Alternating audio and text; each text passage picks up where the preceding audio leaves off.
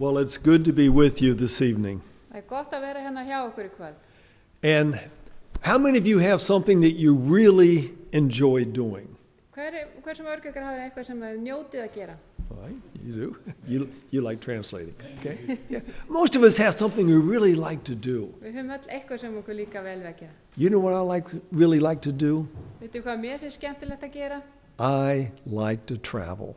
Mér finnst gaman að ferðast. Now, I was in the military for 14 years. Ég var í hernum í 14 ár. And I remember the day I got out. Og ég man eftir þeim degi sem ég hætti þar. The thought I had as I was driving off base for the last time. Og hugsunin sem var í huga mér þegar ég var að keyra burtu í síðasta skipti frá herstöðinni var: My traveling days are over. Nú hætti ég að ferðast. That's what I really thought. It was no more travel. Þetta var það sem ég hugsaði, engin ferðalög. But there's two Bible verses here. Og það eru 2 biblíuvers hér. Now, for the last 3 days, we've been talking about diseases. Nú undanfarna daga höfum við verið að tala sjúkdóma. I want to talk about other things tonight. Nú langar mig að tala eitthvað annað. I'm going to tell you some stories. Nú ætla ég að segja ykkur sögur. I like to tell stories. Mér gaman að segja sögur. But these 2 Bible verses in the book of Psalm, chapter 37. Og hérna í Sálmunum chapter 35. 37. Já, Sálmur 37. Verse 4 says, Delight thyself in the Lord, and he will give you the desires of your heart.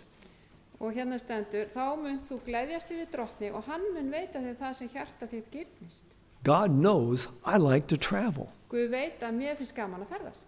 And I commit myself to the Lord. Og ég gef sjálfa mig Guði. About 3 weeks ago, I was in a country of the Dominican Republic. Fyrir 3 vikur síðan var ég í Dóminíska lýðveldinu. I had to go to the American embassy. Og ég þurfti að fara í bandaríska sendiráðið. My passport was all the pages were almost filled. Út af því að vegabréfið mitt var alveg fullt af stimplum. And if I didn't have any pages, they won't let me go anywhere. Og ef það engar blaðsíður eftir, þá hleypa þeir mér ekki neitt.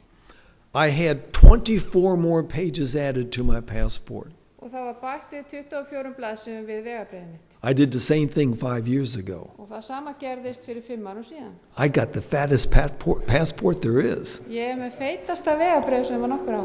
Because the Lord says, if you delight yourself in him, he will give you the desires of your heart. Og Guð segir að ef við gleðjumst yfir Drottni, þá mun hann veita okkur það sem hjarta okkar girnist. And then the next verse. Og svo í næsta versi. Commit yourself unto the Lord. Fel Drottni vegu þína. Trust in him. Treystu honum. And he will bring it to pass. Og hann mun vel fyrir sjá. I'm going to tell you a couple of stories tonight about testing our trust in the Lord. Ég ætla að segja ykkur nokkru sögur það að svona setja traust okkar á Guði undir próf. But first of all, I want to sort of set the stage of what's going on in the world today. En mér langar til þess að setja sviðið fyrir það sem í gangi í dag í heiminum. There are terrible things happening in our world today. Það eru hræðilegir hlutir að gerast í dag í heiminum. We had a hurricane just less than 2 years last year. Það var bara síðasta árið þegar það kom fellibylur. In New York. Í Bandaríkjunum í New York. Normally hurricanes are down in Florida in the southern states. Þetta yfirleitt bara í suðurríkjum Bandaríkjunum. This one devastated large parts of New York. Og þessi eyðilagði marga hluta af New York. At the same time, we had record-breaking snowfalls in parts of America. Og sama tíma var mikið snjó koma annars staðar í landinu. And in other places, large flocks of birds are just falling out of the sky dead. Og annars staðar voru stórir hópar af fuglum sem duttu bara beint af himni ofan og voru dauðir. In bodies of water, all the fish are dying. Og í vissum vatnum þá bara dó allur fiskurinn bara allt í einu. There was one place where a whole field of cattle just dropped dead. Og það var á stöðum þar sem að heilu túnin voru full af látnum nautgripum. And there's no explanation for this. Og það engin útskýring. In Australia, Í Ástralíu. they had record floods in a whole region 2 years ago. Fyrir 2 árum síðan þar voru mikil flóð sem hafði aldrei komið áður þarna. And all disasters are going up in the world today. Og allt þetta að aukast í heiminum í dag. And earthquakes are increasing all the time. Og jarðskjálftar að verða tíðari. Now you are on a volcanic island. Do you feel earthquakes here? Nú þið hérna á eyju sem eldfjallaeyja. Finnið þið fyrir jarðskjálftum? That's a pretty unsettling feeling, isn't it? Það ekki frekar óþægileg tilfinning? I go to Japan a lot. Ég fer oft í Japan. They've got lots of earthquakes. Og það sko mikið af jarðskjálftum. Just last September, I was in a hotel there. Síðasta september var ég þar á hótelherbyggi. And the curtains started swaying back and forth. Og gardínurnar byrjaði að sveiflast fram og tilbaka. The building was swaying back and forth. Og byggingin líka. Things are happening in our world today. Það ýmislegt að gerast í dag í heiminum. But I want you to listen to this thought right here. Nú skulum við hlusta á þessa hugsun hér. It won't be long before there's no more work to do in this world, but the type of work that I've been trying to train people to do. Það mun koma sá tími að, mér langar að segja ykkur að brátt verður ekkert verk unnið í tengslu við trúboð nema verk heilsutrúboðsins. Now, here in Iceland, you have socialized medicine. Nú hérna á Íslandi þá erum við með sjúkrasamlag. Right? Right? Það ekki rétt? Okay. What happens when all of a sudden the government fails? Hvað gerist þegar að ríkisstjórnin bregst algjörlega? When the hospitals fail? Þegar að sjúkrahúsin bregðast? When maybe ships and planes filled with medicines can no longer come here? Eða þegar skip eða flugvélar með lyf geta ekki komið hingað? What are people going to do? Hvað mun fólk gera þá? This happens all the time in the world today. Þetta að gerast út allan heim í dag. What's going to happen when the system we depend upon is no longer there? Og hvað gerist þegar að kerfi sem að við leggjum traust okkur á ekki til lengur? People are still going to be sick. Og fólk mun samt halda áfram að vera veikt. Well, I want to tell you about this young man. Mér langar að segja ykkur þennan unga mann. He's from Hungary. Hann frá Ungverjalandi. He is a pastor of a church. Hann prestur í kirkju. But he realized he wanted to learn how to be a medical missionary. Hann langaði til að læra að verða heilsutrúboði. Now, he was trained as a pastor. Hann var þjálfaður sem prestur. But he came to UG Pines to take our health training. En hann kom til UG Pines heilsuhælisins til þess að fá þjálfun. We have 2 courses. Og við erum með 2 námskeið. One is 6 months long. Eitt 6 mánaða lang. One is 1 year long. Eitt 1 árs. He took the 6-month course. Hann fór fyrst í 6 mánaða námskeiðið. He learned a lot. Og lærði mjög mikið. But he felt like he needed to learn some more. En hann fannst eins og vildi fá að læra eitthvað meira. So he called back to his home. He is from the country of Hungary. Og hann hringdi heim, hann frá Ungverjalandi. And said, "Can I stay for 1 more year? Má ég vera 1 ári lengur? I need more training." Ég þarf að fá meiri þjálfun. They said, "Okay, but then you have to come home." Og þau sögðu já, allt í lagi en svo þarf það að koma heim. So he stays for 1 more year. Þannig að hann áfram í ár. Our second year is very intense training in this type of work. Og það mjög mikil þjálfun í gangi. But when he gets done with the training, þegar hann búinn með þjálfunina, he feels like he needs even more. He needs more experience. Þá finnst honum eins og hann þurfi meiri svona ekki þjálfun heldur reynslu.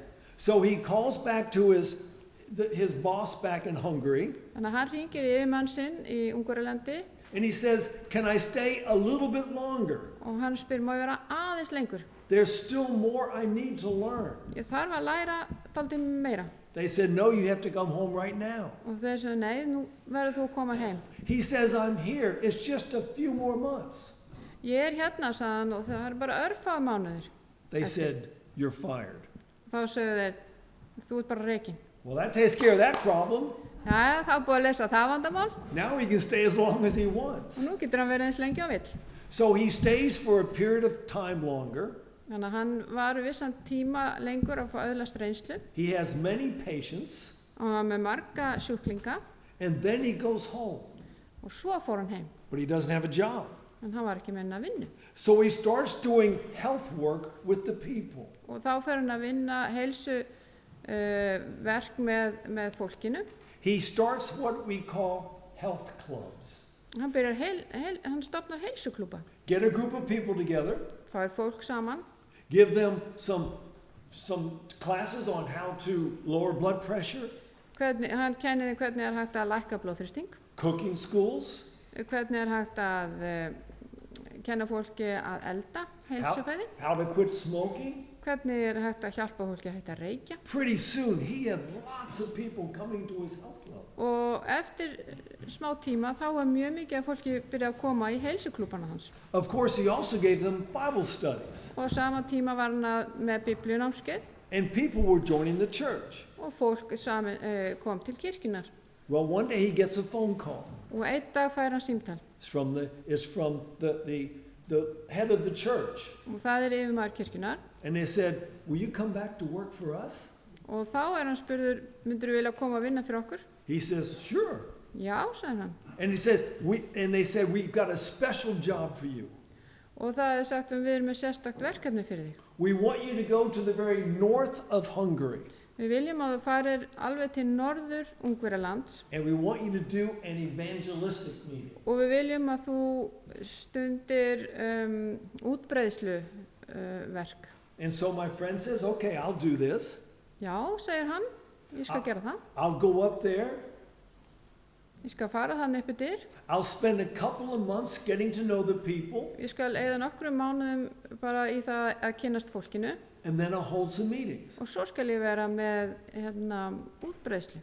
The boss said, no, you can't do that. Og þá sagði maður hans, nei, það ekki hægt. You go up there and immediately you do an evangelistic crusade. Og yfirmaður hans sagði, það mátt það ekki, þú voru að byrja strax að boða. So he does it. Og hann gerir það. At the end of the meeting, Og svo eftir fundina, 0 baptisms. 0 skírnir. What do you think the boss does? Hvað haldið yfirmaðurinn hafi sagt? They fire him. Og hann var rekinn. You can't do this. Þú getur ekki gert þetta. So now what's he going to do? Hvað á hann fara að gera núna? He starts a health club in that city. Og hann byrjar að hafa heilsuklúbb. By the end of the month, it's full of people. Og eftir mánuðin þá klúbburinn fullur af fólki. So he goes to the next city nearby.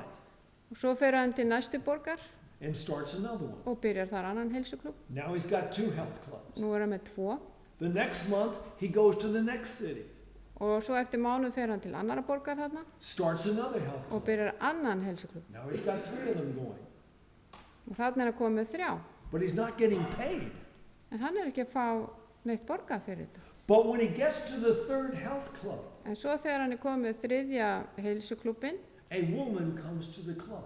þá kemur kona í klubbin. She's a businesswoman. Og hún viðskiptakona. She makes good money. Hún þénar vel. And she says, I like what you're doing. Mér líka vel við það sem þú ert að gera, segir hún. I'll pay for everything. Ég skal borga fyrir þetta allt saman. I'll pay for an apartment. Ég skal borga fyrir íbúð. I'll buy your food. Ég skal borga fyrir matinn. I'll put gas in your car. Ég skal setja bensín í bílinn. Anything that you need, Bara hvað sem þú vilt. I'll take care of.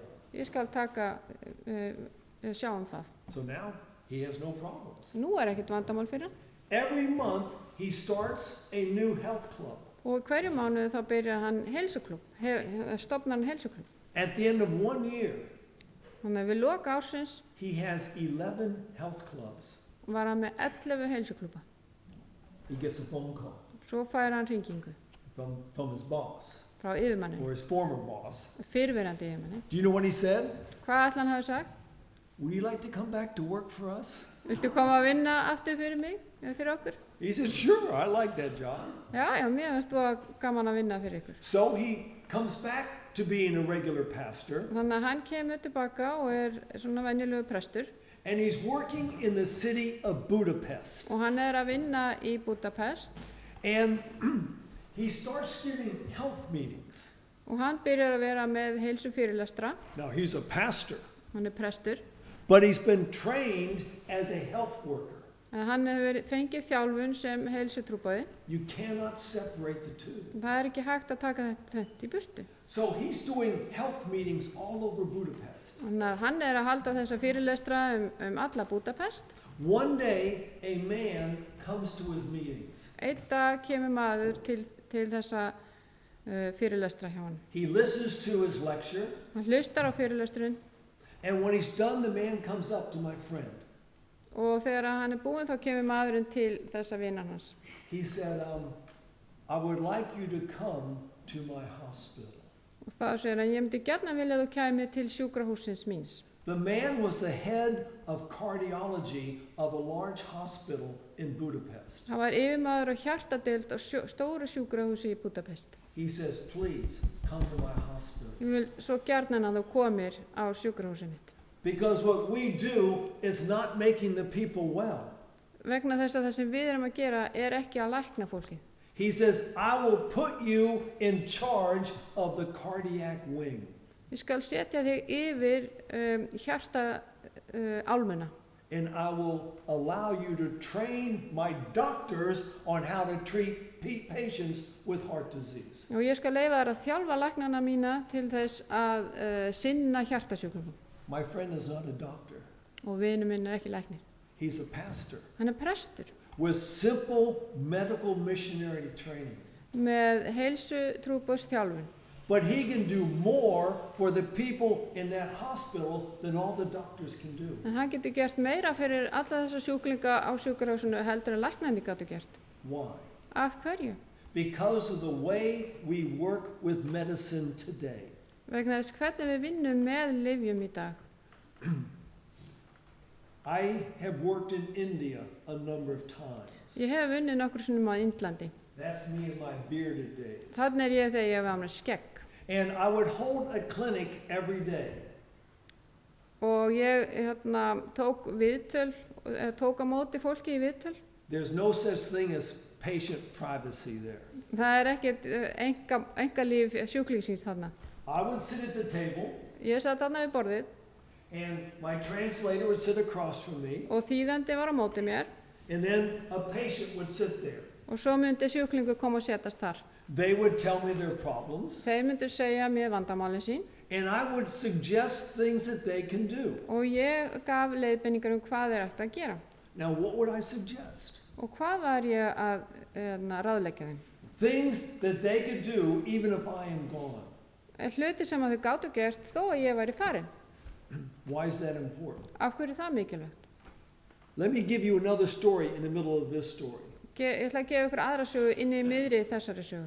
In 1992, America was getting ready for the Olympics. 1992 voru Bandaríkjamenn að undirbúa sig fyrir Ólympíuleikann.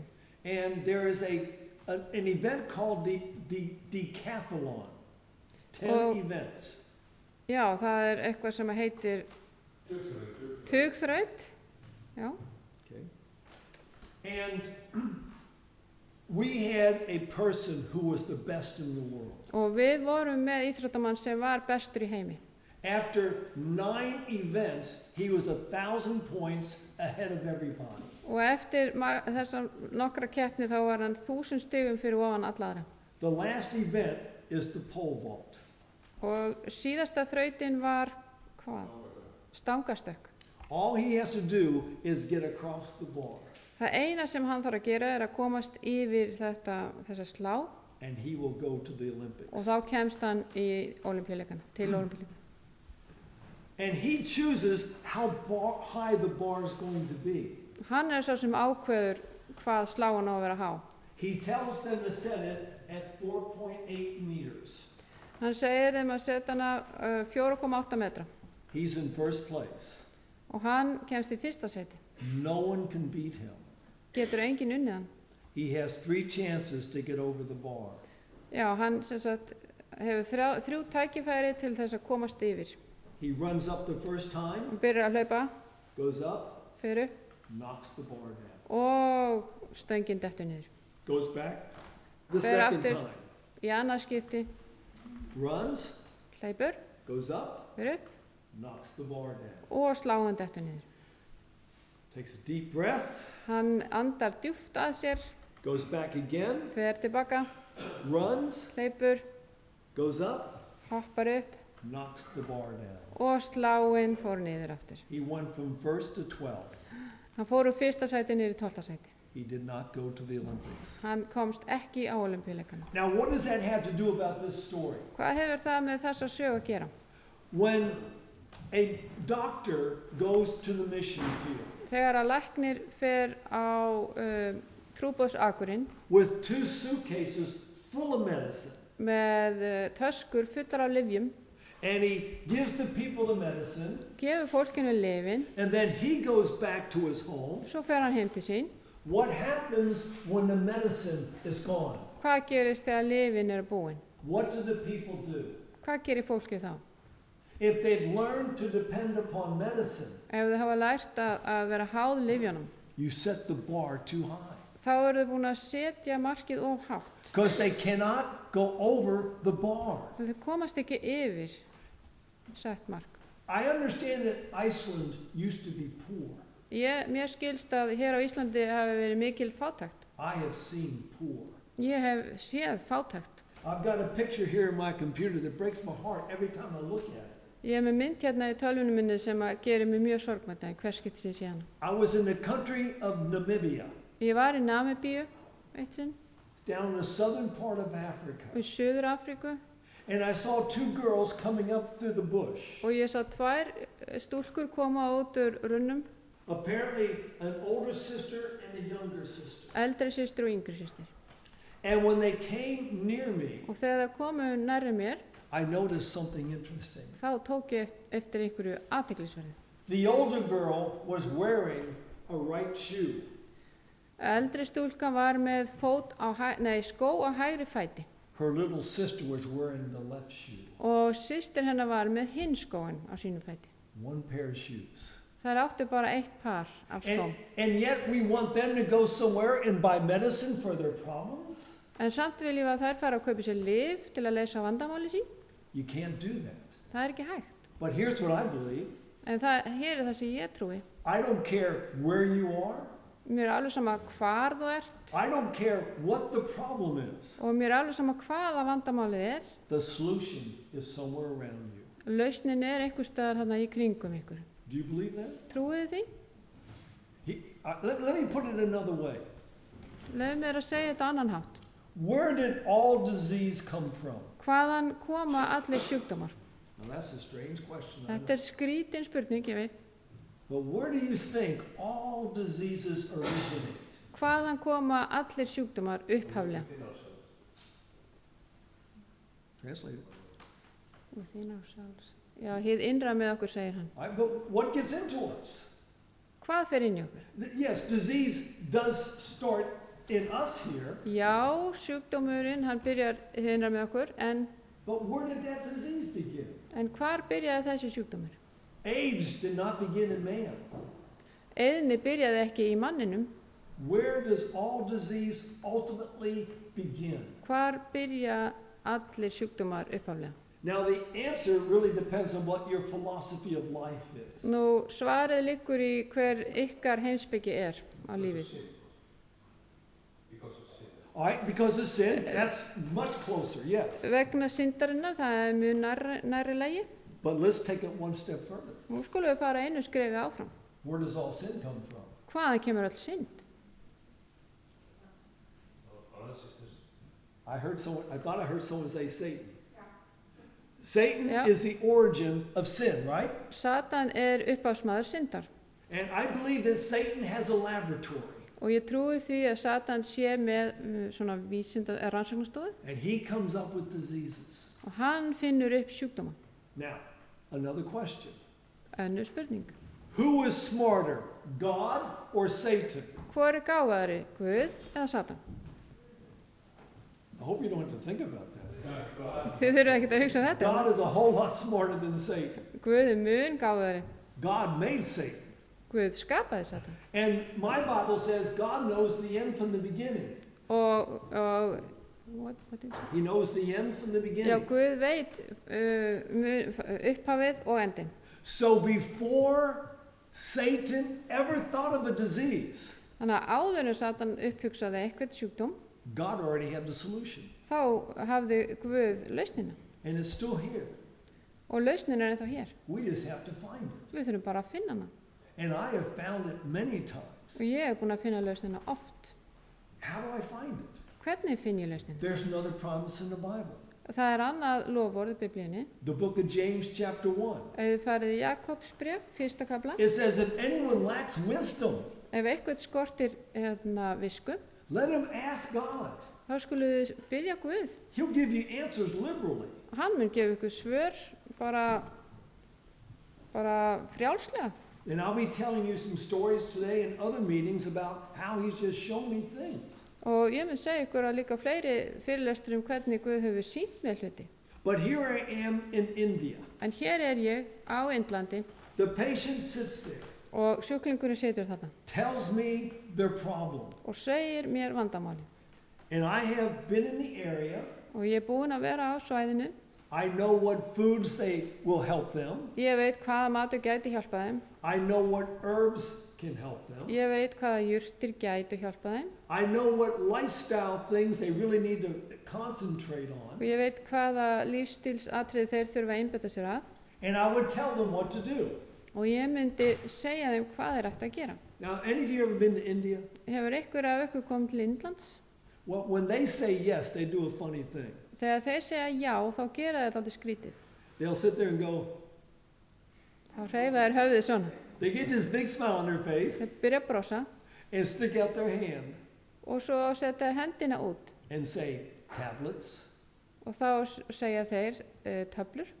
And I say, well, let me go back over my list again. Og þá segir hann, leið mér að fara aðeins yfir listan aftur. And I'll tell them what to do. Og þá segja þeim hvað þeir eiga að gera. And they get a big smile. Og þá verða þeir brosandi og hrista hausinn og Tablets? rétta út hendina og biðja töflur.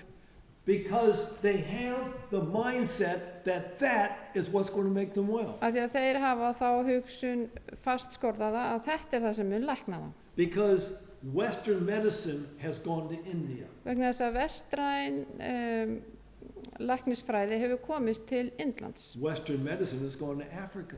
Og það hefur einnig komist til Afríku. And it's ruining people. Og að eyðileggja fólk. So what am I going to do? Hvað á ég að gera? Because the people want tablets. Vegna þess að fólkið vil fá lyf. So I go into the city. Þannig ég fer inn í borgina. And I buy boxes of vitamin pills. Og ég kaupi fullt af kassum með vítamínum. That come in these big packs. Sem kom í stórum kassum. Then I cut them in long strips. Svo klippi ég það niður í svona línur. Vitamin C. C-vitamin. B-complex. Og B. Sometimes multiple vitamins. Stundum bara mörg vítamin saman í einni töflu. The simplest, cheapest things I can find. Bara það einfaldasta og það ódýrasta sem ég get fundið. Then I put them underneath my table. Svo set ég það undir borðið. They come to me. Svo koma þau. And they tell me their problem. Og svo segja þau mér frá vandamálinu. And I give them some suggestions. Og ég kem með ráðleggingar. Then I reach under the table. Svo fer ég undir borðið. And bring out a long strip of tablets. Svo kem ég svona með töflunar. And they get really big. Og þá verða þau brosandi og hrista hausinn. And I hand it to them. Og þau fá þetta í hendunar. And I say, now take one of these. Taktu eina af þessu. Every day. Á hverjum degi. With 8 glasses of water. Með 8 vatnsglösum. If nothing else, they're going to have a good flush of their system. Og ef ekkert annað þá munum allan að fá úthreinsun. It's amazing. They'll do it. Og það ótrúlega, þeir gera þetta. They'll do the things I suggested first. Þeir gera það sem ég ráðlagði þeim fyrst. They'll take their vitamin C tablet. Taka svo C-vitamin-töfluna sína. And many times they get well. Og oft þá komast þeir til heilsu. There was a day when Jesus was coming into Jerusalem. Einn dag var Jesús að koma inn í Jerúsalem. It was near the end of his ministry. Þetta var í lok hans vinnu hér á jörðinni. He was riding on the back of a donkey. Og hann reið á asna. And the people were shouting hosannas. Og fólkið hrópaði hósanna. Because they thought he was coming to take the place on the throne. Því að það hélt að hann væri að koma að taka konungstóm. Well, when he gets into the city, En þegar hann kemur inn í borgina, he's met by the Pharisees. þá koma farisearnir. Do you know what the Pharisees said? Vitið þið hvað þeir sögðu? Tell your disciples to be quiet. Segðu lærisveinum þínum að þagna. What did Jesus say back? Og hvað sagði Jesús þá? They were no. Veit það einhver? If I tell my disciples to be quiet, the stones themselves will cry out. Ég segi yður, ef þeir þegja, munu steinarnir hrópa. I'm a Seventh-day Adventist. Ég sjöndadags aðventisti. This church has what we call a health message. Og þessi kirkja með heilsuboðskap. And it's not just for us. Og hann alls ekki bara fyrir okkur. Here's what I've learned in my years. Þetta það sem ég hef lært yfir árin. Whatever will make a Adventist sick, það sem gerir aðventista veikan, will make a Catholic sick too. Mun líka gera kaþólika veikan. Whatever will get a Baptist well, og allt það sem gefur baptista heilsu, will get a Lutheran well. Mun líka gera fyrir lúterskan. I mean, we've all got the same body when it comes down to the end of the day. Við öll með svipan líkama. I was working in the Middle East. Ég var að vinna í Miðausturlöndum. You know where the Middle East is. Þið vitið hvar það What's the main religion there?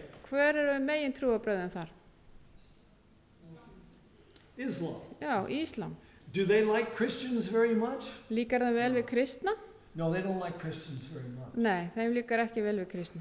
But I'm in the Middle East. En ég í Miðausturlöndum. Giving health lectures. Og með þessa heilsufyrirlestra. I get a call one day to see the Minister of Health. Og ég fæ uppringingu til að hitta heilbrigðisráðherra from the whole country. Frá landinu. And he wants to talk to me in his office.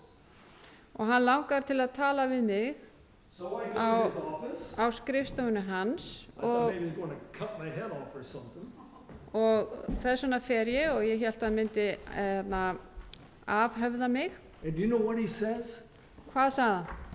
He said, could you come here and work for us? Gætirðu komið hingað og unnið fyrir okkur? He says, we need what you have. Við þurfum á því að halda sem þú hefur. We can't get our people well here. Við getum ekki fengið fólkið okkar að vera heilbrigt. But I've been hearing about your lectures. En ég hef verið að heyra fyrirlestrana þína. And you got the answer to our problem. Og þú ert með svarið við vandamálinu okkar. This was a Muslim. Þetta var múslimi. Wanting a Christian to come and teach them how to take care of their bodies. Vildi að kristinn maður kæmi til að kenna þeim hvernig þetta fara með líkamann. This is a work that opens doors. Þetta vinna sem opnar dyr. So, this church is blessed with what we call a health message. Þessi kirkjudeild hefur fengið þá blessun að vera með heilsuboðskap. Does anyone know when we received our health message? Vitið hvenær við fengum þennan heilsuboðskap í hendunar?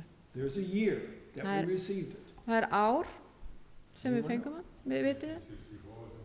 Oh no, it was 1863. That's very good. 1863. Yeah, it was. There was a woman that received some special insights. Það var kona sem fekk svona sérstakt innsæi. This woman had a third grade education. Hún var með þriðja stigs nám að baki. She wrote. Hún hefði klárað þriðja bekk í barnaskóla. She wrote many books. Hún skrifaði margar bækur. One of them is called Ministry of Healing. Og eina af þessum bókum sem hún skrifaði hét Ministry of Healing. Ég veit ekki alveg hvernig það þýðir það, Bogi. Which basically defines our health message. Já, sem segir rauninni, gefur svona línurnar hvernig heilsuboðskapurinn We've had it since 1863. Við höfum haft hann síðan 1863. But you rarely ever hear about it. Þið heyrið yfirleitt aldrei hann. From Seventh-day Adventists. Frá sjöundas aðventistum. But other people? En annað fólk? Does anyone know who this man is? Veit einhver hver þessi maður Name is T. Colin Campbell. Hann heitir T. Colin Campbell. World famous. Hann frægur vísindamaður. He follows our health message. Hann fer eftir því sem að við heilsuboðskap okkar. Dr. John McDougall. John McDougall. World famous. Heimsfrægur. He once worked at one of our hospitals. Hann vann eitt sín á sjúkrahúsunum okkar. Dr. Esselstein. Dr. Esselstein sem læknir. Matter of fact, the guy on top and the guy on the bottom. Maðurinn uppi og maðurinn niðri. They made a movie. Þeir bjuggu til heimildamynd. Called Forks Over Knives. Sem heitir Forks Over Knives sem við höfum enda sínt. Do you have that here in Iceland? Eru þið með hérna á Íslandi? Unbelievable. Ótrúlega mynd. It's our health message. Þetta heilsuboðskapurinn okkar. Leaving out only one thing. Að vanta bara eitt þannig. The spiritual dimension. Andlegu hliðina. Right? There are many famous vegetarians. Það eru margir frægir sem eru grænmetisætur. You know that guy, right? Þekkið þennan mann? Paul McCartney. Já, Paul McCartney, He's one of the Beatles. Justin Bieber.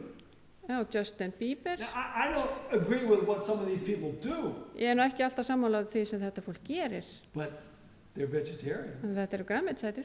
Einstein was a vegetarian. Einstein var... Leonardo da Vinci was a vegetarian. Leonardo da Vinci var grænmetisæta. Leonardo DiCaprio is a vegetarian. Og Leonardo DiCaprio líka grænmetisæta. Brad Pitt is a vegetarian. Brad Pitt grænmetisæta. Our former president Bill Clinton is a vegetarian. Og Bill Clinton fyrrverandi Bandaríkjaforseti grænmetisæta. There are bodybuilders who are vegetarian. Og það eru líkamsræktamenn sem eru grænmetisætur. But people think if you become a vegetarian you're going to die of starvation. En fólk heldur að þau verður grænmetisætur þá bara deyið þið af hungri. No, you normally die of old age. Nei, þið deyið yfirleitt af elli. The Apostle Paul was writing a letter. Póstulinn Páll hann var að skrifa bréf.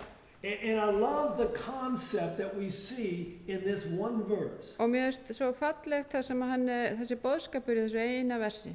He's praying that God would sanctify the people completely. Hann að biðja þess að Guð helgi fólkið algjörlega. He says that our bodies would be preserved blameless until Christ's coming. Hann að biðja þess að líkaminn varðveitist alheill þar til komu drottins But in this verse he talks about the three dimensions of man. Og hann talar þrjár hliðar mannsins eða hvernig segir maður dimensions. The first dimension. Fyrsta. You know what dimensions are? This is three dimensions: height, depth, and width. Já, vídd. Vídd, okay. Here's the first one. Já. Our spirit. Fyrsta víddin andi. Where is your spirit? Hvar andin? Let me just put them all up here, first of all. Spirit, soul, and body. Andi, sál og líkami. Where's your body? Hvar líkaminn ykkar? That's what I'm looking at. Það er það sem ég að horfa núna. I can't see your spirit and I can't see your soul. Ég sé ekki sálina ykkar og ég sé ekki andan heldur. But I know that you have a soul. Ég veit að þið eru með sál. How do I know this? Hvernig veit ég það? What is a soul? Hvað sál? You got to go back to the book of Genesis. Þá þurfum að fara til fyrstu Mósebókar. We look at Genesis chapter 2. Við förum í annan kafla í fyrstu Mósebók. Verse 7. Við förum í 7. vers. It says the Lord God formed man. Og þar stendur að drottinn Guð hafi myndað manninn. Of the dust of the earth. Úr moldinni. That was the body. Það var líkaminn. And breathed into his nostrils the breath of life. Og hafi blásið inn nasernar andalífs. And what did he have now? Hvað var hann þá með? It says a living soul. Lifandi sál. So as I look at you all right now, þannig þegar ég að horfa ykkur núna, everyone's eyes are open. Öll augu eru opin. So you're all alive. Þannig að þið eru öll lifandi hér. So you still are a living soul. Þannig að þið eru ennþá lifandi sálir.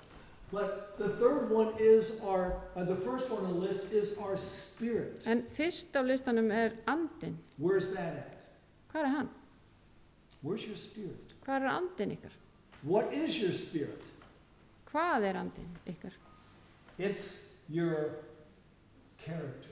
Það persónuleikin ykkar. It's the frontal lobe of the brain. Það framheila kvelið. This is who you are. Þetta það sem þú ert. This tells the difference between right and Og wrong. þetta segir eitthvað hverju munurinn á réttu og röngu. But we make a mistake in modern medicine. En við gerum mistök í nútíma læknisfræði. We separate the two. Við tökum þetta frá hvor öðru. One set of doctors work on the body. Þegar líkaminn hefur verið rannsakaður á læknum Another set of doctors work on the mind. og þá koma aðrir læknar og vinna á huganum. But they are so closely connected. En þetta svo samofið. In that book I mentioned, Ministry of Healing, Í þessari bók Ministry of Healing 90% of diseases begin right here. 90% af sjúkdómum byrja hérna uppi. We need to get these things together again. Við þurfum að ná þessu saman aftur. Now the Bible tells a very interesting story. Biblían segir frá mjög athyglisverðri sögu. It talks about a woman who had been bleeding for 12 years. Og það var kona sem hafði haft blóðlát í 12 ár. Now just try to think about that for a minute. Nú hugsið aðeins þetta. She's been bleeding for 12 long years. Hún hefur verið með blæðingar í 12 löng ár. How does she feel? Hvernig líður henni? How does she feel? Hvernig líður henni? She's very tired. Hún mjög þreytt. She is so anemic, she can hardly move. Hún svo blóðlaus að hún getur varla hreyft sig.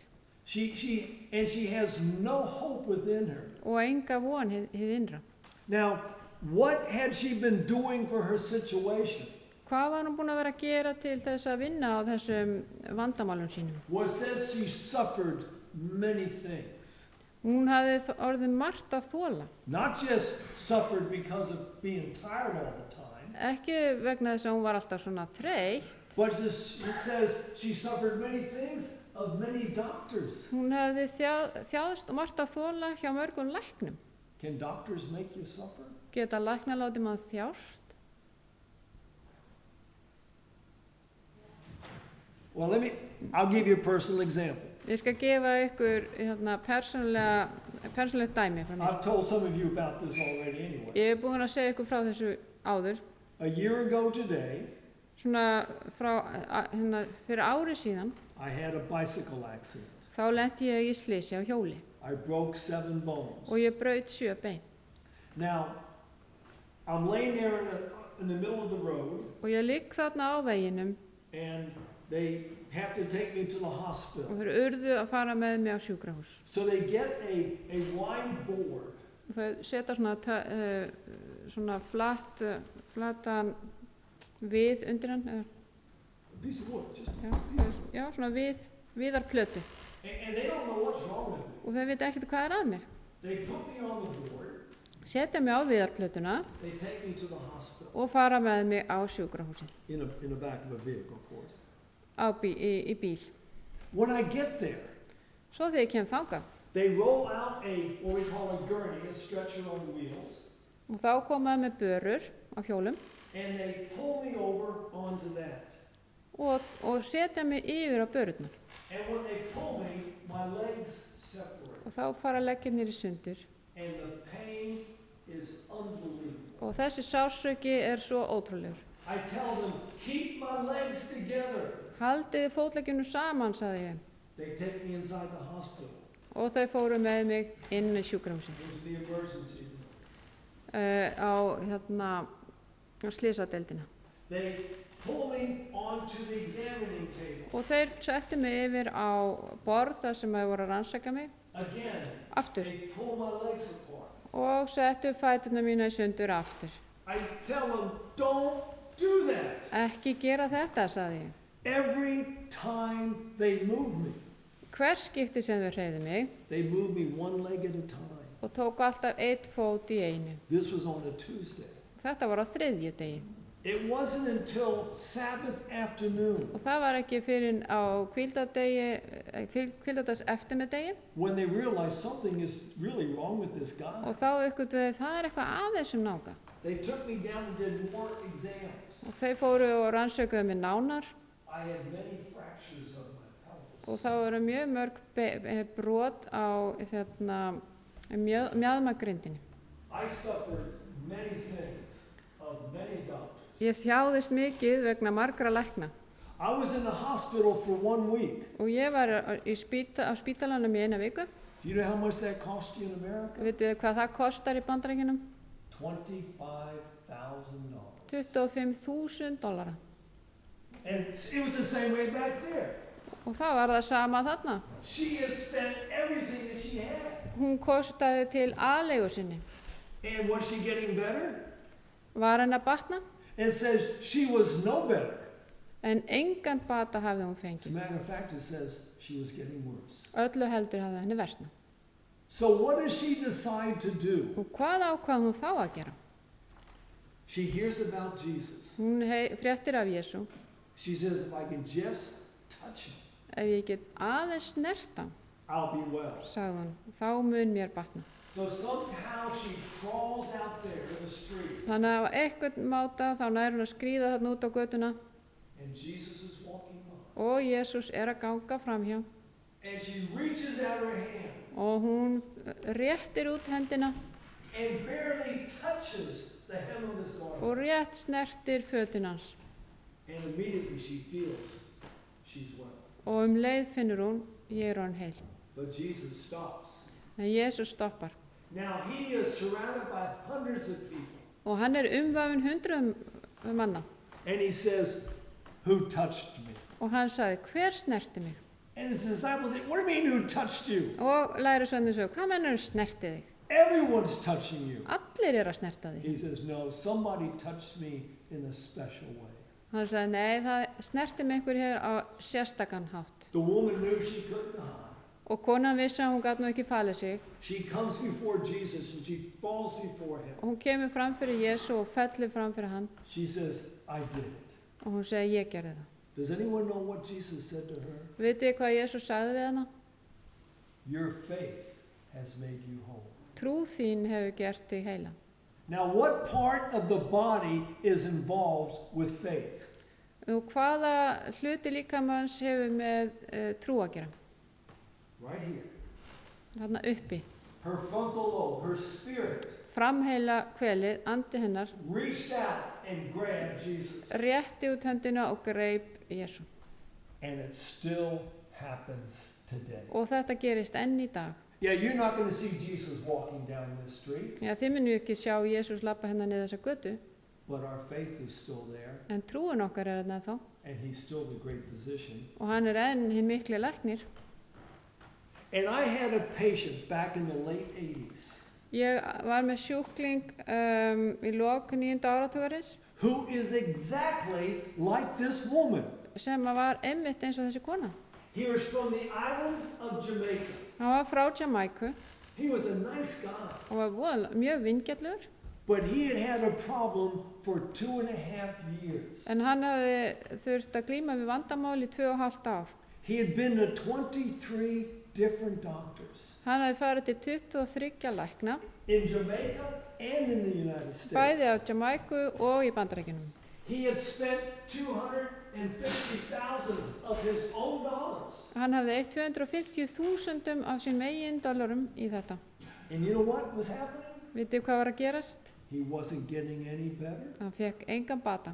Matter of fact, he was getting worse. Honum öllu heldur versnaði.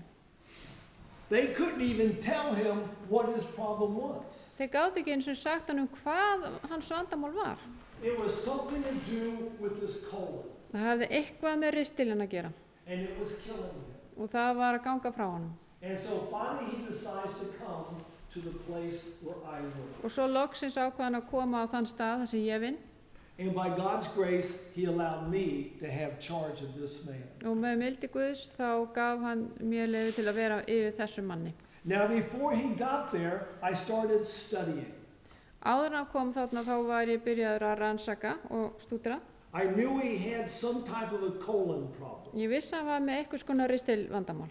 So I was studying some books about natural treatments for the colon. Þannig að ég var að lesa margar bækur náttúrulegar aðferðir til að hjálpa ristilmeinum. When he got there, I gave him 4 treatments every day. Þegar hann kom þá gaf ég honum 4 meðferðir á hverjum degi. One treatment was a Russian steam bath. Ein aðferðin var rússneskt gufubað.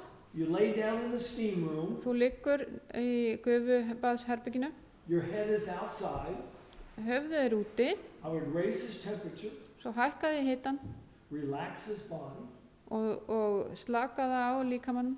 and then when I got done, Svo þegar ég var búin, I had him stand up, þá fekk ég hann til að standa upp and I had a hose, a rubber hose. og þá var ég með svona slöngu I put my thumb over the end, og ég setti þumalinn á þessa vatnslöngu and he would stand there facing me, og hann stóð beint fyrir frá mig and I would shoot the water right at where the colon begins. og ég byrjaði að sprauta akkurat það sem að ristillinn byrjar. And then I would just do curls Og svo gerði ég svona hringi eins og all the way around the colon. alla leið niður And I ristillinn. start over to the other side. Og svo byrjaði hinum einn Again and again and again. aftur og aftur og aftur. It was Friday night, Og það var föstudagskvöld, late at night. seint kvöld. And this man was asleep in his room. Og þessi maður var sofandi í herbygginu sínu He hears someone call his name. og hann heyrir einhver kalla nafn sitt. He looks over to see what his wife wants. Og hann lítur yfir til að láta hvað konan hans vilja. She's sound asleep. Hún sofandi. So he rolls back over Þannig að hann rólar sér yfir á hina liðina.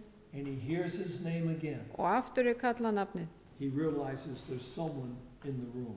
Hann uppgötvar að það einhver í herberginu. He sits up. Hann sest upp. He can't see anything. No one's in the room. He can't see him. Hann getur ekki séð neitt, það enginn í herberginu. But he hears a voice. En hann heyrir rödd And here's what the voice says. og hann heyrir hvað röddin segir. You are healed. Þú ert læknaður. And he was. Og hann var læknaður. He never again had a problem.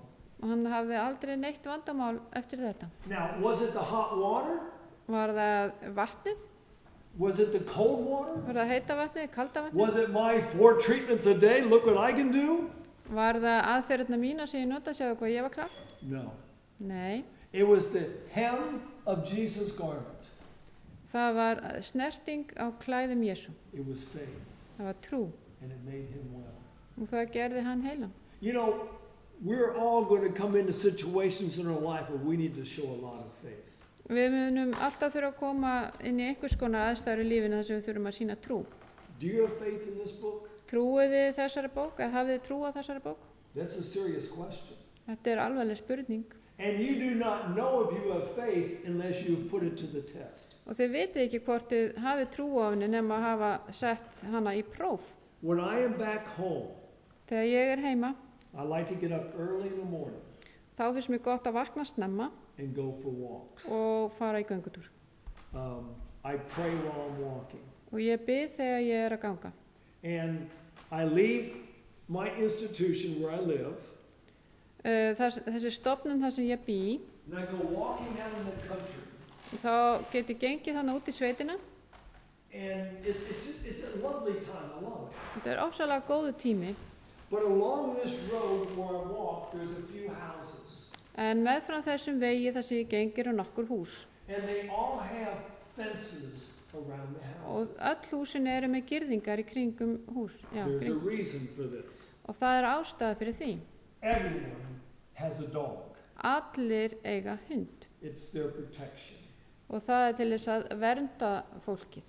So as I'm walking down the road, Og þar sem ég að ganga á veginum, I look at one of the houses. lít ég til eins húsins I notice that the gate og is ég open. tek eftir því að hliðið opið.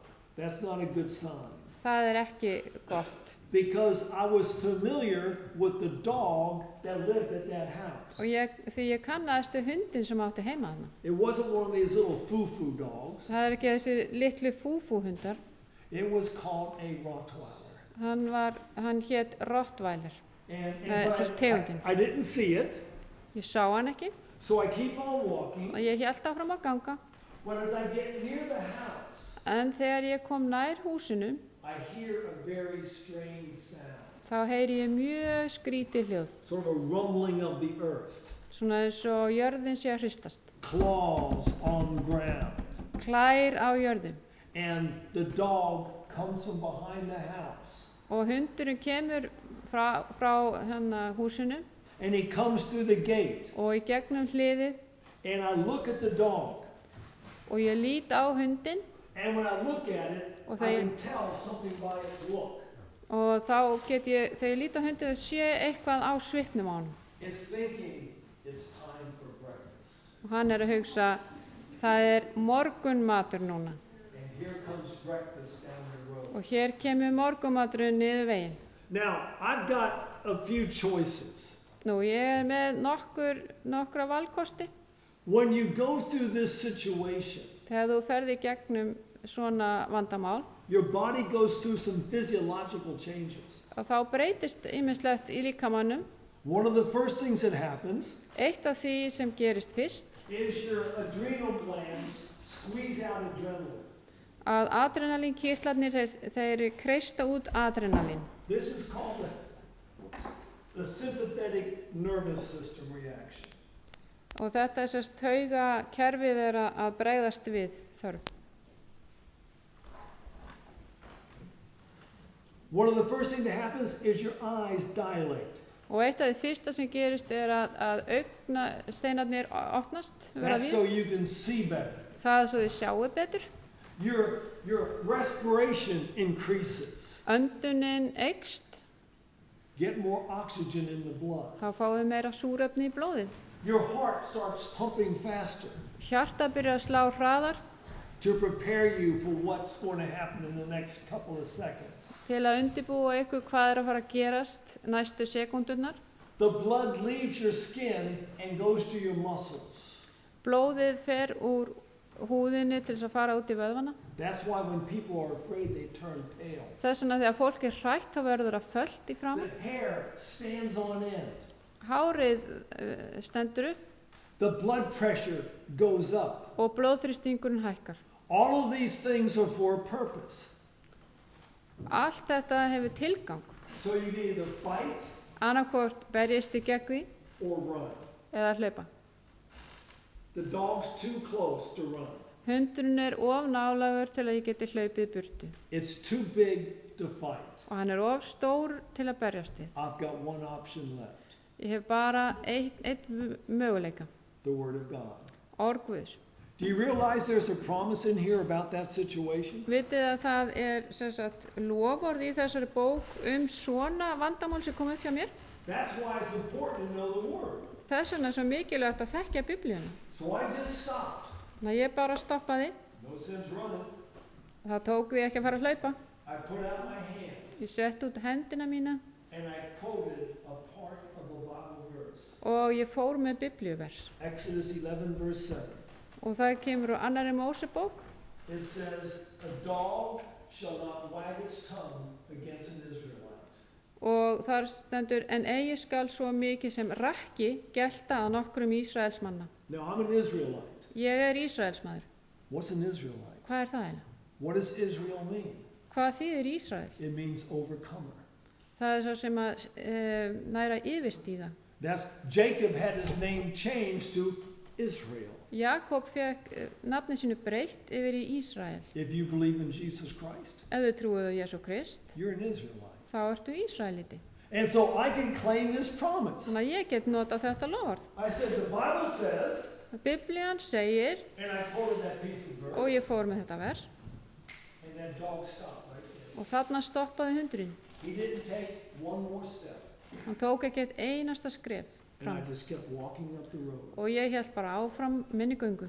There's power in the Word of God. Það kraftur í orði Guðs. There's another verse that I think is important for all of us right now. Það annað vers sem ég tel að vera mikilvægt fyrir okkur hérna. Go down to the country of Egypt. Við skulum fara niður til Egyptalands, About 3,000 years ago. svona fyrir 3000 árum síðan. The Israelites are captives now of Egypt. Ísraelsmenn nú sem þrælar í Egyptalandi, But God sends a man. en Guð sendir mann Name is Moses. sem var kallaður Móses. He takes the people out of Egypt Hann leiðir fólkið úr Egyptalandi on the way to the promised land. á leið sinni til fyrirheitna landsins. But within the first few days, En á fyrstu dögunum God gives the people a promise. þá gefur Guð fólkinu loforð. He says, if you will do what I say, Hann segir, ef þið gerið það sem ég segi ykkur, if you will keep my laws ef þið fylgið lögmáli mínu and my special health laws especially, og líka heilsu lögmáli mínu, you will get none of the diseases the Egyptians had. þá munuð ekki fá neina af sjúkdómum sem að Egyptarnir voru með. So what were the diseases of the Egyptians? Hverja voru sjúkdómarnir hjá Egyptum? Well, they've gone to Egypt. Þeir hafa farið til Egyptalands. They've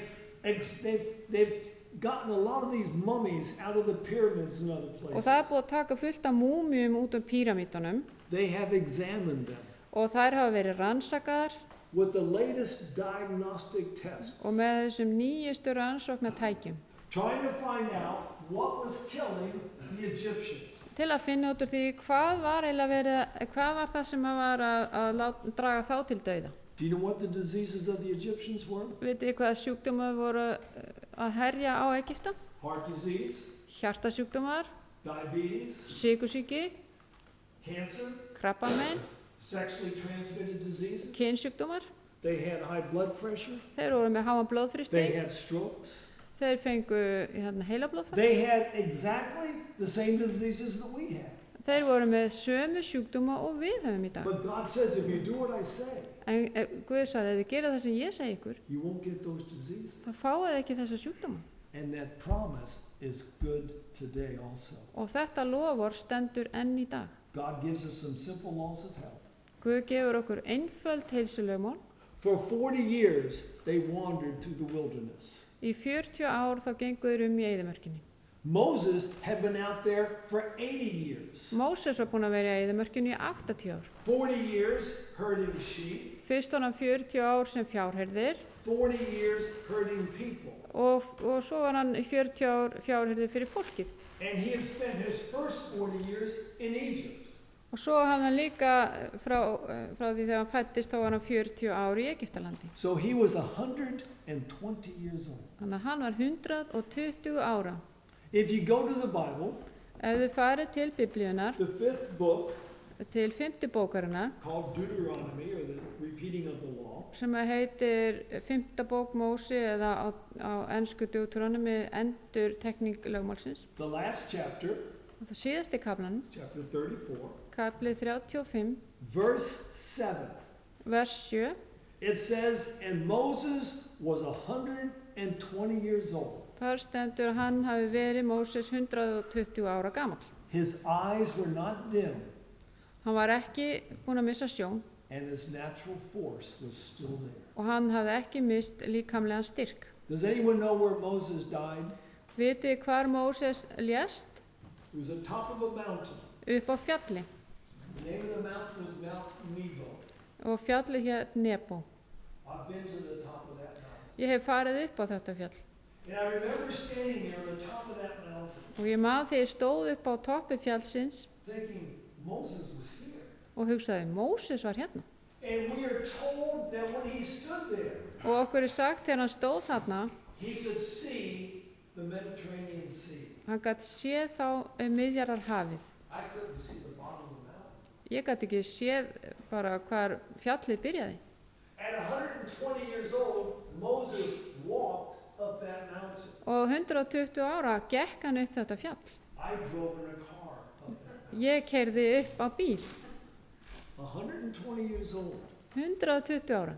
But he had been keeping God's laws all those years. En hann hafði verið að halda lögmál Guðs öll þessi ár. There's Moses. Þarna Mósi. Now, should we keep going? I would go just a little bit further. Fara aðeins lengra. The title of this talk was Christ's Method Alone. Titill þessa fyrirlestur aðeins með aðferð Krists. That's the best way to meet the people is God's way. Það besta leiðin til að mæta fólki. And it gives us 5 steps in how to meet the people. Og hann gefur okkur 5 stig eða skref til þess að ná til fólks. And it doesn't matter what you do for a living. Það skiptir engu máli hvað við vinnum við. It doesn't even matter what you believe. Og það skiptir ekki máli hverju þið trúið. If you follow these steps, ef þið fylgi þessum þrepum, you're going to be successful. mun ykkur ganga vel. Let me give you a quick example. Leiðu mér að gefa ykkur eitt dæmi. Every once in a while, I like to go out into the community knocking on doors. Mér finnst gaman stundum að fara út í hverfi og banka á dyr. I sell books, Ég sel bækur, health books, spiritual books. heilsubækur og andlega bækur. So I'm out and I knock on a man's door. Svo ég fer út og banka á dyrnar He comes through the door. og hann kemur til dyrana. I tell him about my books. Ég segi hann frá bókunum. He says, no, thank you. Hann segir nei takk I says, okay. og ég segi allt í lagi. Would you like me to take your blood pressure? Má bjóða þér að taka blóðþrýstingin hjá þér, segi I ég. always carry my stethoscope in my blood pressure cuff with me. Og ég alltaf með blóðþrýstingmæli á mér. Everyone wants to know what their blood pressure is. Það vilja allir vita hver blóðþrýstingurinn er. He says, sure, come on in. Já, endilega, komdu inn. So we go in. Svo við förum inn I take his blood pressure. og ég mæli blóðþrýstingin I explain to him what's probably wrong with him. og ég útskýri fyrir honum hvað gæti verið að honum. I give him some suggestions of what he can do. Ég gef honum ráðleggingar hvað ég get gert. And when I get done, Og þannig að þegar ég klára, do you know what he says? veit ég hvað hann segir? What was that book you had? Hvaða bók varst að selja? Well, I had this book right here. Nú, ég var með bókina þarna bara við hliðina á mér. Well, I'll buy that book. Og hann vildi kaupa bókina. And then I invited him to have lunch with me. Og ég bauð honum í mat til mín. We have a restaurant in the city where I was knocking on doors. Við erum með veitingastað í borginni þar sem ég var að banka á dyr. I says, come and have lunch with me on Wednesday. Og ég bauð honum að koma og borða með mér á miðvikudaginn. He says, I would really like to, Og hann segi, ég myndi gjarnan vilja það. but on Wednesday I have a dental appointment En á miðvikudaginn þá þarf ég að fara til tannlæknis to have all of my teeth taken out. og láta hann taka allar tennurnar úr mér. I says, why? Og þá spyr ég, af hverju? He described a dental disease, Og hann útskýrði að hann væri með sjúkdóm, tannsjúkdóm, lots of inflammation in his gums, mjög mikið af bólgum and they were going to take all of his teeth out. og það átti að taka allar tennurnar úr. I said, wait right there. Og þá sagði ég, bíddu hægur. I ran out to my truck Ég hljóp út í bíl and I got a jar of charcoal. og ég náði í krukku af kólu. Now, this man's job was cleaning a high school at night. Vinna þessa manns var að þrífa menntaskóla á kvöldin, All by himself. aleinn.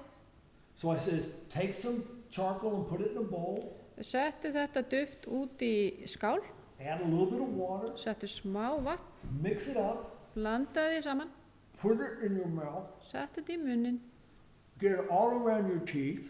og náðu að bera þetta alla tennunnar It'll be completely black, og þú ert eftir að vera alveg svartur and keep it there. og hafði þetta þarna upp í munnin. If you swallow it, put some more in there. Ef þú gleipir það, settu meira inn í But you munnin. keep it in your mouth all night long. En þú verður að vera með þetta í munninum alla nóttina. And in the morning when you go home, Og svo í morgunin þegar þú ferð heim, before you go to bed, áður þú ferð að sofa, mix up some more þá skaltu blanda meira and fill your mouth again. og fylla munnin aftur. Just keep your mouth filled with charcoal all the time. Hafðu bara munnin fullan á kólum allan tíma. He called me Wednesday morning. Og svo ringdi hann að miðvikudagsmorgun. He said, would you still like to have lunch today? Og þá spyr hann, myndirðu vilja borða með mér í dag? I said, yes, but what about your dental appointment? Og ég sagði, já, en hvað var tannlæknaviðtalið? Oh, I canceled the appointment. Já, ég frestaði því, sagði hann. Charcoal is God's miracle. Kol kraftaverk frá Guði. Takes up that inflammation, Dregur þessa bólgu clears up that infection, og hreinsar upp sýkingu and he was fine. og hann var bara heilbrigður. So these are the things that God wants us to Og use. þetta hluti sem Guð vill að við notum. Using Christ's method alone. Það að nota aðferð Krists. He mingled with people as one who desired their good. Hann gekk á meðal fólksins eins og sá sem umhugað velferð þeirra. I was out knocking on doors. Ég gekk og bankaði á dyr. God had me on that street. Guð setti mig á þessa götu. God had me knocking on that door. Guð, hann leiddi mig til þessa hús. But he also had me in the country of Zambia one time. Hann hafði mig líka í Sambíu eitt sinn. where I met this young man. Þar sem ég hitti þennan unga mann. Name was Silas. Þessi maður hétt Silas, But I never saw Silas looking like that. en ég sá hann aldrei líta svona út. When I met Silas, Þegar ég hitti Silas, my students found him nefndi mínu fundan and took me to see him. og leiddu mig til hans. This is what Silas looked like. Svona leit hann út. He had been raised in a Christian home, Hann hafði verið alinn upp á kristnu heimili, but like most young people, en svo margt ungt fólk, he got to that magic age hann komst á þennan skrýtna aldur, where he knows what's best for himself. þar sem hann hélt hann vissi best hvað væri best fyrir hann. And he left home Og hann yfirgaf heimili sitt to enjoy life. til að njóta lífsins. He was gone for 8 years, Og hann fór í 8 ári burtu and he came home like this. og hann kom tilbaka svona. He was covered with flies, Hann var alveg þakinn flugum, sores. sárum, He was so sick. hann var svo veikur. What do you think his problem was? Hvað heldur þið að hans vandamál hafi verið þarna? Any idea? That's exactly it. End stages of AIDS. Já, lokastig eyðni. You see, when you're young, you think you're going to live forever. Þegar maður er ungur þá heldur maður að maður muni lifa að eilífi. And you go out there and you enjoy all these things. Og þið farið þarna út og njótið alls sem þið hittið. But he enjoyed something too much one night. Það var eitthvað sem hann naut of mikið eitt kvöldið. And he came home to his sister's house to die. Og hann kom heim til systur sinna til að deyja. I had to mingle with him. Ég þurfti að umgangast hann. I sat down in the dirt next to this young man. Ég settist niður í moldina með þessu manni He looked like an old man. og hann leit út eins og gamall maður. And I had to take care of some of his problems. Og ég þurfti að huga að mörgum á hans vandamálum. He always had an upset stomach. Það var alltaf með magavandamál. What are you going to do for this? Hvað getum við gert við því? That charcoal again. Kólin aftur, Mix some charcoal with water. blanda kól við vatn, Gave it in the drink. gaf honum að drekka, Stomach was fine. þá var í lagi með magan. He had sores in his mouth. Hann var með sár í muninum. What are you going to do for that? Hvað var hægt að gera við því? I carry a special oil with me called tea tree oil. Ég er alltaf með olju í glasi á mér sem heitir tea tree olja. I put it on my finger Ég seta á fingurinn and I rub the inside of his mouth with it. og ég setti það inn í munnin á honum. The flies, Flugurnar the mosquitoes at night, og moskítoflugurnar á næturna I bought him a mosquito net. og ég bara keypti handan moskítónet. And every day Og hverjum degi I would go mingle with Silas. þá umgekkst ég hann Silas. Because AIDS is bad, Því að eyðni er slæm. but there is something worse. En það er til eitthvað sem er verra. That's guilt. Það er sekt. He knew better. Hann vissi betur en þetta. He shouldn't have been like this. Hann átti ekki að vera svona. He was raised in a Christian home. Hann hefði verið alinn upp á kristnu heimili. But I work with him day after day, En ég vann með honum dag eftir dag. telling him about a God that loves him. Og ég sagði honum frá Guð sem að elskaði hann. And finally, he opened up. Og loksins opnaði hann sig. One Sunday morning, Eitt sundagsmorgun his sister went out to see him. kom systir hans til að líta á hann. He said, "Sister, will you pray with me?" Og hann sagði, systir, vilt þú biðja með mér? And he prayed a beautiful prayer. Og hann bað fallega bæn. He prayed for forgiveness. Hann bað fyrirgefningu. He prayed for his family. Hann bað fyrir fjölskyldinu. Just a wonderful prayer. Yndislega bæn. When he got done, his sister went back in the house to get him some breakfast. Og þegar hann hafði lokið þessu þá fór systir hans inn í húsi til að ná í morgunmat. When she came back out, Þegar hún kom út aftur Silas was dead. þá hafði Silas látist. You know what I say? Vitið hvað ég segi? Praise the Lord. Lof sé Guði. God waited Guð beið until Silas was ready. þar til Silas var tilbúinn. And he does that with us right now. Og hann gerir þetta við okkur líka. And when Silas was finally ready, Og þegar að Sílas var loksins tilbúinn, God let him rest. leyfði Guð honum að hvílast. I know I'll see Silas again. Og ég veit að ég mun hitta Sílas aftur. But we weren't done with this situation. En við vorum ekki búin með þessa erfiðu stöðu. See, there's his sister holding his picture. Þannig systir hans og hún heldur að mynda á honum. I don't know how it is up in Kenya, Ég veit ekki hvernig það er í Kenía, but down in Zambia, en niðri í Sambíu, when someone dies, þegar einhver deyr, you move everything out of your house þá flytur allt út úr húsinu and you feed anyone who comes by for a week. og þá gefur öllum þeim sem að koma við að borða í heila viku. That's expensive. Það er mjög dýrt. So we had to help her. Þannig að við erum að hjálpa henni. Got her about 50 kilos of mealie meal, Þannig að við keyptum 50 kíló af, what? of corn, Já, mæs to make ungali, right? Ungali? til að búa til Yeah, I like ungali. Yeah. It's basically corn mush. Þetta er svona korngrautur. They call it shima down there in the country I was at. Kallast síma þarna í landinu sem ég var í. In Swahili, it's ungali. Á Swahili tungumálinu er það ungali. I have to learn it in all the different languages because that's what's on the menu. Ég þurfti að læra þetta á mörgum tungumálum vegna þess að þetta var á matseðlinum. Got her some big heads of cabbage. Ég náði stóra kálhausa Got her a bottle of oil og olju, so she could feed the people for that week. svo hún gat gefið fólkinu að borða þá vikuna. Jesus showed his sympathy for people. Jesús, hann sýndi fólki samúð sína. You know, some people are sick. Sumt fólk er veikt. Silas was sick. Sílas var veikur.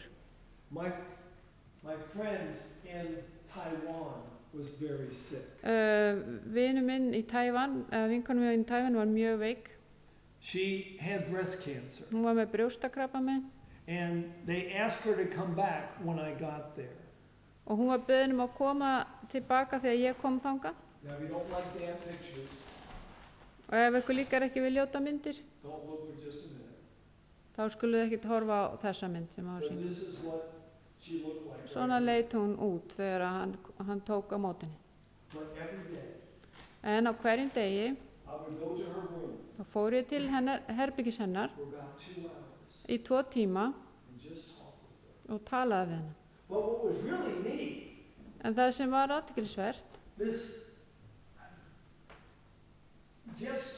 you see where I am, on the other side of me there's a young, little girl standing, a young woman. sjáuð þannig að hinum með mér þar er ung stúlka She was this lady's maid. og hún var þjónustustúlka þessara konu. She understood English. Hún skildi ensku. And she was always there when I was talking with this woman. Hún var alltaf þarna þegar ég var að tala við þessa konu. This woman was a Christian. Hún var kristin Her maid was a Muslim. en þjónustustúlkan var múslimi. So every day, Þannig að á hverjum degi she got a 2-hour Bible study. fékk hún 2 tíma biblíunámskeið hjá mér. Because that's what I was doing. Það var það sem ég var að gera. Because I'll tell you what my main job is, Vitið hvert mitt megin vinna er? getting people ready to die. Að undirbúa fólk fyrir dauðan. That's what I consider my job. Það lít ég að sé mín vinna. If I can get a person ready to die, Ef að ég get fengið mennesku til að vera tilbúna fyrir dauðan, they are ready to live. þá eru þau tilbúin til að lifa. But if I don't get them ready to die, En ef ég hefði ekki tilbúin til að deyja and they die, og svo deyja þau, they've lost everything. þá hafa þau tapað öllu.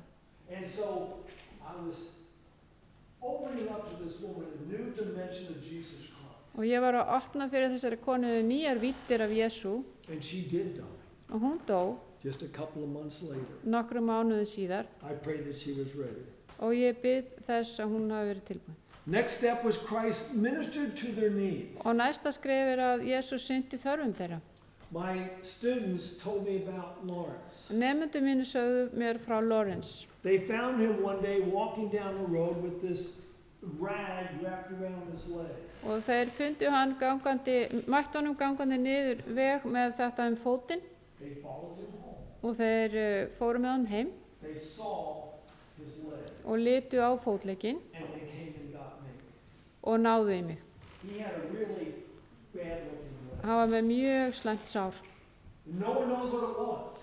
og enginn vissi hvað þetta var. It was something that was spreading on his leg Það var eitthvað sem var bara að dreifa úr sér á fótleggnum. every day. Á hverjum degi. We'd give him treatments, Þá veittum við honum meðferðir, bought him clean bandages, keyptum fyrir hann hreinar umbúðir gave him some physical therapy, og við vorum líka með sjúkraþjálfun fyrir hann ministered to his needs. og við komum á móts við þarfir hans. That's Christ's method. Það Kristur, hann gerir það.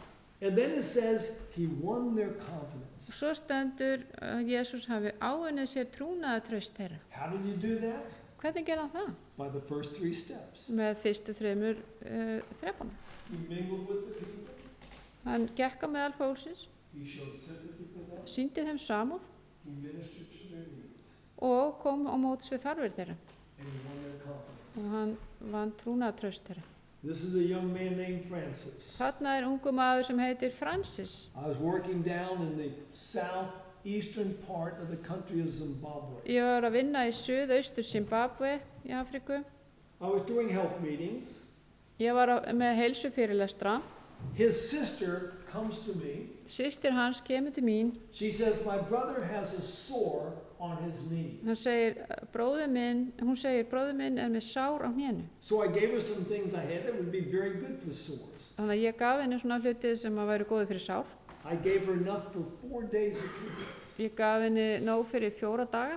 She came back on the 5th day. Svo kom hún á 5. degi She says his knee is no better. og hún sagði, hnéð hans ekkert betra. So we went out to see the young man. Þannig að við fórum og skoðum drenginn. He really had a sore on his knee. Hann hafði virkilegt sár á hnénu. A sore like I have never seen before. Sár sem eins og ég hafði aldrei séð áður á ævinni. It was a huge tumor. Stórt æxli.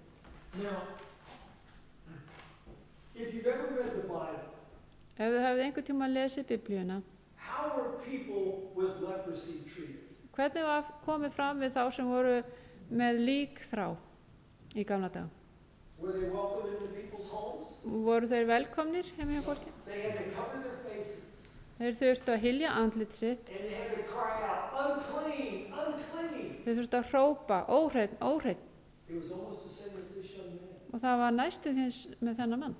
He didn't have to say anything. Hann þurfti ekki að segja neitt. He and his sister were desperately poor.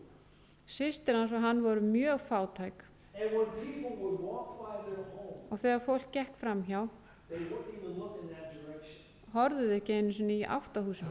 He was totally ostracized. Hann var algjörlega settur út á jaðarinn. But one day, here are 3 white people. Og einn dag þá komu 3 hvíti menn. I had 2 of my students with me. Ég var með 2 nemendur með mér. And a bunch of other people up there around him.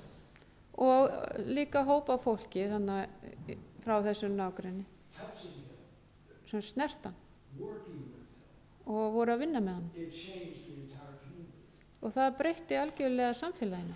We were ministering to his needs. Við vorum að koma á móts við þarfir hans. And we won the confidence of the entire community. Og við náðum að vinna traust alls þjóðið samfélagsins. God knows I love to travel. Nú, Guð veit að mér finnst gaman að ferðast. I'm going to give you one last little experience. Og hér síðasta saga mín sem ég ætla að segja ykkur á.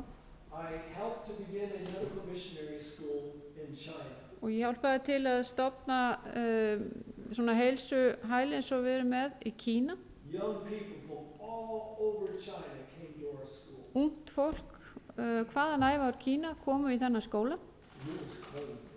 Og það var mjög kalt þarna. This was in March, February and March. Þetta var í febrúar og mars. And you understand that China is communist. Þið vitið að Kína kommunist land. And the place we were staying at, we were renting from a lady. Og staðurinn þar sem við vorum að leigja hann af konu. Who did not have a good relationship with the government officials. Sem hafði ekki voðalega góð tengsl við ríkið, ríkisstarfsmenn. So one day they turned our water off. Þannig að einn dag þá skrúfuðu þau fyrir vatni. We're talking about 60 people. Við erum að tala 60 manns. No water. Ekkert vatn. About 6 toilets 6 klósett for 60 people, fyrir 60 manns and you can't flush it. og það ekki hægt að styrta niður. Doesn't take long for the toilets to get dug and full. Og það tekur ekki langa tíma að klósettin stíplist. And it doesn't take long for the dishes to get very dirty. Og diskarnir verða mjög skítugir. After one day, I knew we had a problem. Ég vissi að eftir 1 dag þá höfðum við stórt vandamál. Now, it's against the law for a non-Chinese person to talk about God. Það er bannað fyrir mann sem ekki frá Kína að tala Guð í Kína. It's against the law for a non-Chinese person to open the Bible. Það er bannað fyrir mannesku sem ekki kínveri að opna Biblíu í Kína. It's against the law to pray. Og það er bannað samkvæmt lögum að biðja í Kína. But I knew we needed a miracle. En ég vissi að við þurftum á kraftaverki að halda. So one morning I stood before my class. Þannig að 1 daginn stóð ég frammi fyrir bekknum I said, pull the curtains. og ég sagði dragi núna gardínuna fyrir, It's time to pray. nú komum tími til að biðja. I said, I want us all to get into little groups. Og ég sagði þeim að fara í litla hópa I want us to get down and pray. og ég vil að við förum niður á hnén og biðjum That God will send us water. að Guð muni senda okkur vatn. Now this was total pure faith. Og þetta var eingöngu trú. We got down on our knees. Við fórum niður á hnén And those young people prayed. og þetta unga fólk bað We prayed for a long time. og við báðum lengi. As we got done, we'd sit up and sit down, Þegar við vorum búin þá stóðum við upp og settust niður waiting for everyone else to get done. og biðum eftir hinnum þegar með þau kláruðu. There was one group still praying in the back. Það var einn hópur sem var enn að biðja þann aftast. But one of the staff was sitting back on the right-hand side in the back. Einn af starfsmönnum satt þarna aftast til hægri handar And there was a sink there. og þar var vaskur And I was looking at this staff member, og ég var að horfa á þennan starfsmann and the staff member reached over, og hann rétti út hendina, grabbed the faucet, greip kranan and turned it. og skrúaði frá And water just gushed out of that. og vatnið kom út. God is a whole lot stronger than communism. Guð er miklu sterkari en kommunismin He's a whole lot stronger than Rottweiler dog. og hann er mjög sterkari en rottweilerhundar. He's stronger than anything. Hann er sterkari en nokkuð annað. Certainly stronger than disease. Hann er mjög sterkari en sjúkdómur And he wants to share that strength with us. og hann vil deila þessum styrki með okkur. So that we can be his healing hands in this hurting world. Svo við getum verið hans hendur hérna til að hjálpa fólki í þessum heimi. And any one of you can do it. Og hver og einn ykkar hérna inni getur gert þetta. There's not one verse in the Bible that says you've got to be something to have his power. Það stendur hvergi í Biblíunni að þú þurfa að vera einhver til að fá kraft frá honum. You just have to believe. Þú þarf bara að trúa. And that's what I want us to do. Og það er það sem ég vil að við gerum.